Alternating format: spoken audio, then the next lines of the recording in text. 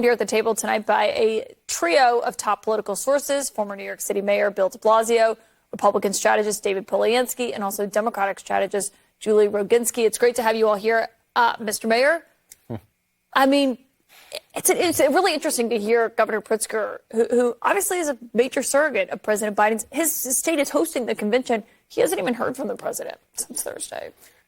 You know, Kaitlan, I want to talk about this very personally because I think we're underestimating what Joe Biden is having to make sense of at this moment as a human being and as president of the United States. To have to think about, and I've been there, I had to think about pulling out of the last race I was in because that, for my case, it was clear it wasn't going to work. You wonder if this is the end of the line politically, the end of your career. Let's be blunt. In Joe Biden's case, you know, it also has huge ramifications for where he is in the span of his life emotionally. To have to make that decision is extremely difficult. So I think there has to be some respect for that. He's also been a successful president.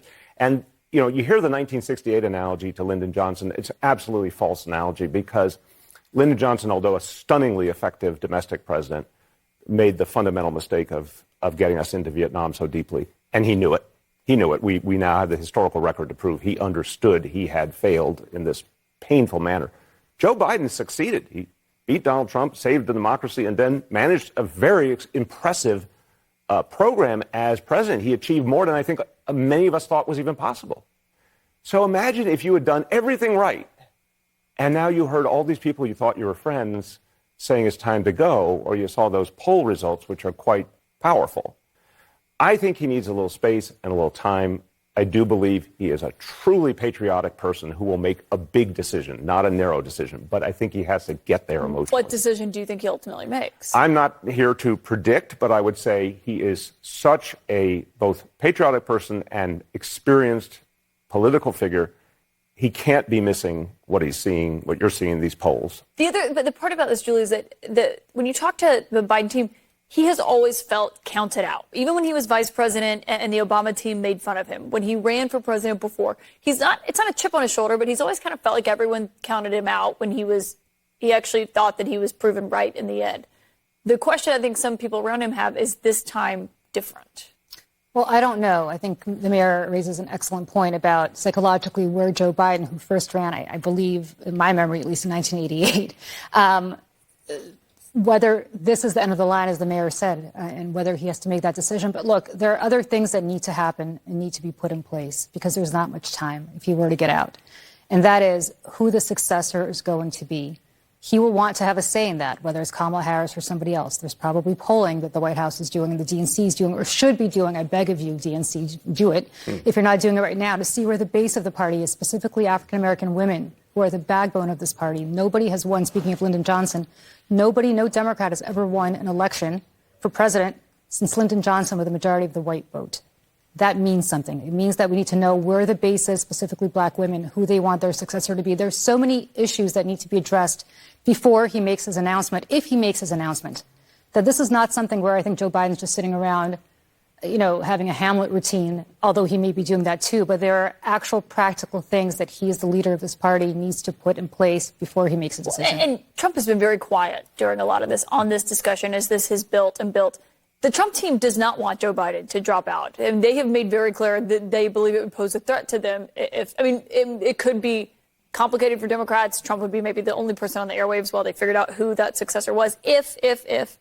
But they also would be worried it would be someone more formidable. They know Biden. It could be someone that proved a real threat to Trump. Well, sure. Look, the Trump team knows what we all really deep down know inside, which is we're witnessing, and by the way, this isn't good for the country. I'm not gloating about this, but we are witnessing the end of the Biden presidency. And the question that's on the table is twofold for Democrats and the president. Number one, does he go out as their nominee? And by doing so, he assuredly not just loses the White House, but the Senate and ensures Republicans hold the House as part of that. But number two, we're starting to see, and Democrats are going to have to defend what they've quietly been defending all along, which is, are they going to allow somebody that isn't fit for office, which he showed the other night he is no longer fit, to carry out the duties of not just the presidency, but the chief executive and the commander-in-chief for the remaining 202 days of his presidency.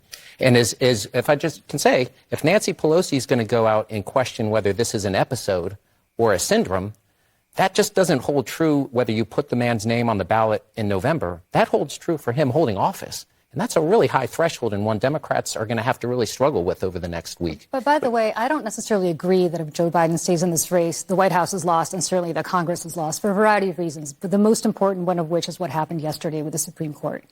There is something on the table now that is bigger in some ways than Roe versus Wade was 2 years ago when Republicans were assumed to be taking over Congress. And in fact, the red wave never came. And that is that democracy, our very democracy is on the line now.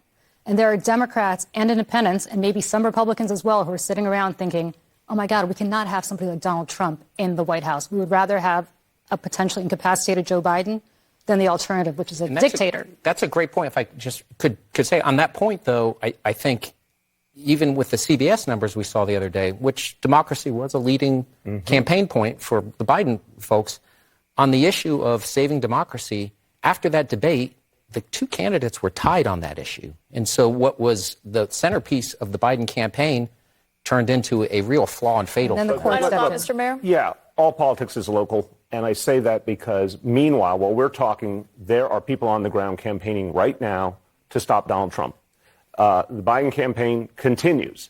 All that effort in those swing states continue. And it's going to, whether Joe Biden makes a decision tomorrow or a month from now or whatever happens, we have to remember as Democrats that we have a job to do. Whatever else, we have to defeat Donald Trump, and that has to happen on the ground. Great to have you all here. It is a pivotal moment, obviously, for the Democratic Party, but also for the country. Meanwhile, speaking of Donald